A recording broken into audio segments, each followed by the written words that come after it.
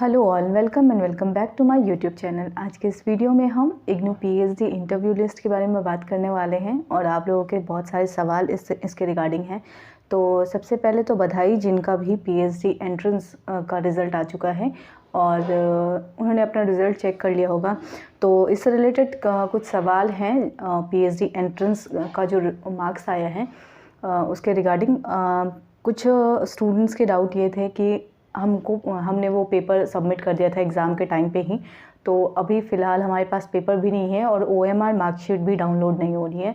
तो कैसे पता करें कि कितना स्कोर आ रहा है? ठीक है, तो फ़िलहाल आप क्वेश्चन पेपर और आंसर की को देखकर ही आइडिया लगा सकते हैं, अगर आपको कुछ याद हो कि आपने कौन सा आंसर टिक किया है। ठीक है, इसके अलावा और कोई सॉल्यूशन नहीं दिखाई दे रहा है, तो आप लोग इस तरीके से अपने आंसर की को चेक कर सकते हैं और या फिर आप इंटरव्यू लिस्ट के लिए वेट कर सकते हैं। अच्छा, एक सवाल और किसी ने पूछा था कि रिज़ल्ट आएगा या नहीं, तो ये आंसर की है और आंसर की के बाद डायरेक्ट इंटरव्यू लिस्ट आएगी। तो रिज़ल्ट नहीं आने वाला कि आप क्वालिफाई करते हैं या नहीं। ठीक है, क्योंकि पीएचडी एंट्रेंस का जो मार्क्स है वो 50% अगर आप स्कोर कर रहे हैं तभी आप इंटरव्यू के लिए कॉल करने के लिए एलिजिबल है। ठीक है, अगर 50% स्कोर करने किया है तो इसका मतलब ये भी नहीं है कि आपको इंटरव्यू के लिए कॉल किया ही जाएगा। 50% से अबव स्कोर किया है या 50% के इक्वल स्कोर किया है तो वो क्वालिफाइंग क्राइटेरिया को फुलफ़िल करते हैं, लेकिन इंटरव्यू के लिए कॉल किया जाएगा या नहीं जाएगा वो नंबर ऑफ़ सीट्स के ऊपर डिपेंड करते हैं। ठीक है, तो वो शायद 3 गुना या 2 गुना या 5 गुना इस तरीके से हैं स्टूडेंट्स को कॉल किया जाएगा। आप लोग एक बार प्रोस्पेक्टस देख लीजिएगा, वो एग्जैक्टली कितने नंबर ऑफ़ स्टूडेंट्स का मल्टीपल स्टूडेंट्स को कॉल करने वाले हैं। तो डिफरेंट डिसिप्लिन में इसी तरीके से होंगे। आपको पीएचडी जो 50% है अगर उससे क्वालिफाई किया है तभी आप इंटरव्यू के लिए तैयारी कीजिए, अदरवाइज़ आप दूसरी अदर यूनिवर्सिटी के फॉर्म्स को देखिए और वहाँ के लिए फिर तैयारी कीजिए।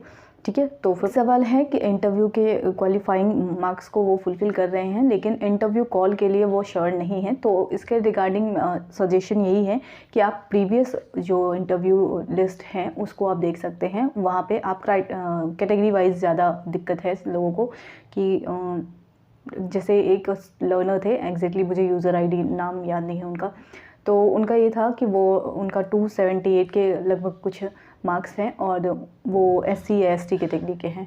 तो इंटरव्यू के लिए कॉल किया जाएगा या नहीं अगर आपने एंट्रेंस दिया है, तो इसके रिगार्डिंग आप अपने डाउट को क्लियर कर सकते हैं प्रीवियस लिस्ट को देखकर। ठीक है, तो आप इग्नू की वेबसाइट पे जाएंगे और वहाँ पे अबाउट इग्नू में एक इंस्टीट्यूशनल यूनिट करके है सेक्शन, उसमें आप जाएंगे, उसमें रिसर्च यूनिट सेक्शन में जाएंगे, वहाँ पे आपको प्रीवियस 21 और 22 दोनों लिस्ट मिल जाएगी पीएचडी के इंटरव्यू लिस्ट की। ठीक है, तो सभी सब्जेक्ट्स के लिस्ट वहाँ अवेलेबल हैं, आप देख सकते हैं कि कितने मार्क्स पे उन लोगों ने इंटरव्यू के लिए कॉल किया है। एंट्रेंस वालों के लिए सजेशन है, एग्जेम्प्टेड वालों को तो कॉल किया ही जाएगा क्योंकि आप लोगों ने डायरेक्ट अप्लाई किया है पीएचडी इंटरव्यू के लिए, तो आप लोगों के लिए टेंशन नहीं है, टेंशन है एंट्रेंस वालों के लिए। तो एंट्रेंस वालों में भी आप लोग अपने कैटेगरी वाइज देख सकते हैं वो सीट को और उस लिस्ट को। ठीक है, तो ये एक सवाल जो था वो इंटरव्यू कॉल को लेकर था। एक सवाल इंटरव्यू कब तक हो सकता है, तो आई थिंक ये फेब एंड या फिर मार्च फर्स्ट वीक में ही आप लोगों को पता चल जाएगा कि इंटरव्यू के लिए आपको कब से कॉल किया जाएगा। ठीक है, तो जो कुछ भी हो ये अप्रैल एंड तक ये कंप्लीट हो जाएगा। ठीक है, सारे प्रोसीजर्स जो हैं वो अप्रैल एंड तक कंप्लीट हो जाएंगे, जून या जुलाई से आपके क्लासेस स्टार्ट हो जाएंगे। ठीक है, तो मुझे नहीं लगता ज़्यादा डिले होंगे। तो आप लोग रेगुलर वेबसाइट चेक करते रहिएगा और वेबसाइट के लिए बता दिया मैंने आपको, इग्नू की वेबसाइट पे जाइएगा, वहाँ अबाउट इग्नू में इंस्टीट्यूशन सेल्स और यूनिट करके एक सेक्शन है, उसमें रिसर्च यूनिट में जाइएगा और रिसर्च यूनिट में ही उसी सेक्शन में अपलोड किया जाएगा आपका इंटरव्यू लिस्ट। ठीक है, सभी सब्जेक्ट्स का लिस्ट वहीं आपको मिलेगा, प्रीवियस वाला भी और अभी जो अपलोड होंगे वो भी वहीं आपको मिलेगा। ठीक है, तो ये चीज़ थी आप लोगों का मार्च फर्स्ट वीक तक ये स्टार्ट हो जाना चाहिए। ठीक है, तो आप लोग तैयारी करते रहिए इस चीज़ के लिए और जो एग्जेम्प्टेड के लिए हैं वो फुल्ली प्रिपेयर्ड रहें अपने प्रपोज़ल पे, क्योंकि आपका जो भी मार्क्स होगा या जो भी रिज़ल्ट बनेगा वो आपके प्रेजेंटेशन और प्रपोज़ल पे बनेगा। ठीक है, जो एंट्रेंस वाले हैं उनका 70% एंट्रेंस का जाएगा और 30% उनका प्रपोज़ल और प्रेजेंटेशन को जाएगा, तो वो भी तैयारी कीजिए क्योंकि प्रेजेंटेशन अच्छा रहेगा तभी आपका सिलेक्शन हो सकता है, ठीक है। एक और सवाल है, प्रपोज़ल प्रिंटेड फॉर्म में चाहिए या हैंड रिटन फॉर्म में चाहिए? तो प्रपोज़ल प्रिंटेड फॉर्म में ही चाहिए। आपको बता दिया जाएगा इंटरव्यू से 1 वीक पहले, अगर आपका नाम होगा इंटरव्यू में लिस्ट में, तो आपको पर्सनली एक मेल आएगा जिसमें आपको डिटेल्स होंगी कि क्या क्या चीज़ें लेके जानी है और डॉक्यूमेंट वेरिफिकेशन के लिए क्या क्या चीज़ें चाहिए।